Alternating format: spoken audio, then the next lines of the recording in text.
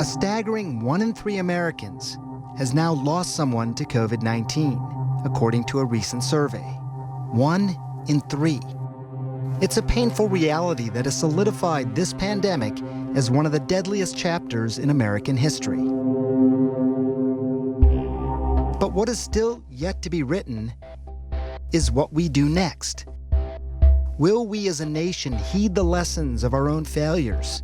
Or will we wait and continue to hope and pray that science will somehow be there again eventually to rescue us? 这是4月初由 CNN 整理制作美国对抗武汉肺炎疫情的特别节目。当时 CNN 首席医疗记者 Sanjay Gupta 的这段独白，如今被证明只祈祷科学技术当救世主，是人定胜天的投机迷思。Here in the city, we're immediately pausing all Johnson & Johnson vaccinations. The quantity of Johnson & Johnson has been erratic, but we really want all three back online as quickly as possible to defeat this virus. 美国的食药管理局和疾管中心在4月中紧急宣布暂停使用嬌生公司所研发的武汉肺炎疫苗，因为传出美国有6人接种之后出现了罕见严重的血栓情形，而这些个案还有个共同点，都是女性，年龄介于18到48岁中间。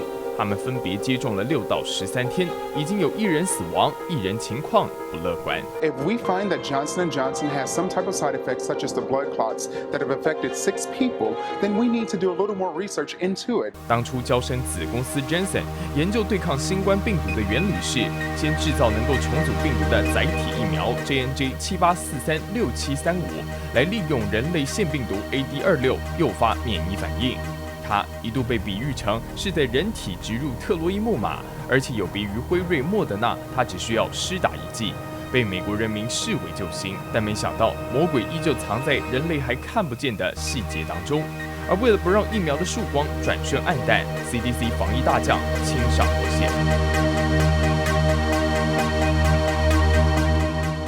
Today, the CDC and FDA announced that they are calling a pause on the administration of the J&J vaccine for COVID-19 due to a small number of adverse events. It was seen in 6 out of the 6.85 million people who've been vaccinated, and out of an abundance of caution, they've called a pause on the administration. The first is to investigate this a bit further, and the second is to alert the clinicians out there when someone comes in with these types of symptoms to ask them if they have a history of a recent vaccination. 佛奇认为，接种后有后遗症的样本毕竟不多，实在无需升高紧张情绪。但问题来了，谁有办法预测自己到底会不会受到后遗症的冲击呢？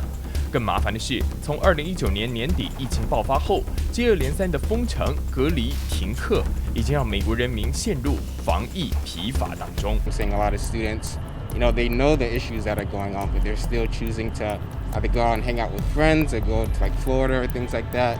So that's kind of concerning to me. Pandemic fatigue with the unique challenge here in Michigan of a very sort of anti-coronavirus movement with about half of our population, people who don't want to wear masks, don't want to distance. I think getting vaccine shots in arms is our ultimate defense. 疫苗看绿，防疫疲乏，让人类逐渐失去信心。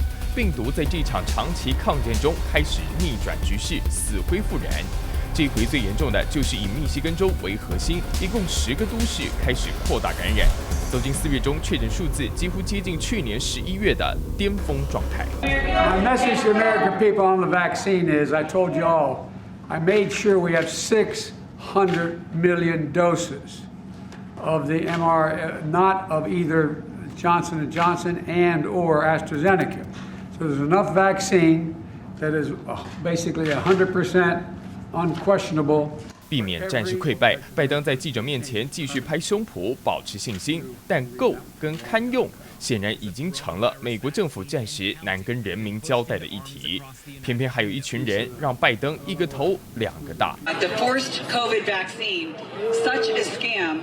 Innocent people are being lined up walking to their potential death. 今年1月开始，有群反疫苗接种者接连在网络上发起活动，呼吁民众不要打疫苗，甚至还有极端的阴谋论专家推出了反疫苗的教战手册，因为他认为赚钱才是疫苗制作的目的。These are snake oil salesmen. They're the oldest kind of liar and seller of deceit, of misinformation. And let's just be very clear, for the money, for the profit.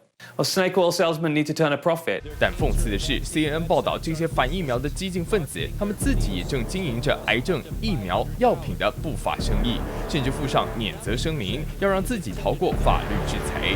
上有政策的同时，下有对策，却是美国抗疫的下下之策。拜登原先的计划是3月下旬全美有1亿人接种疫苗，5月份全美国的成人想接种就能接种，一直到7月4号，美国人可以安心上街欢庆美国国庆。如今眼下看来，病毒的狡猾仍旧略胜一筹，但人类怎么就打不赢呢？拜登摇曳抗疫大旗前，从未计算到的关键，或许正是人类的侥幸以及无知。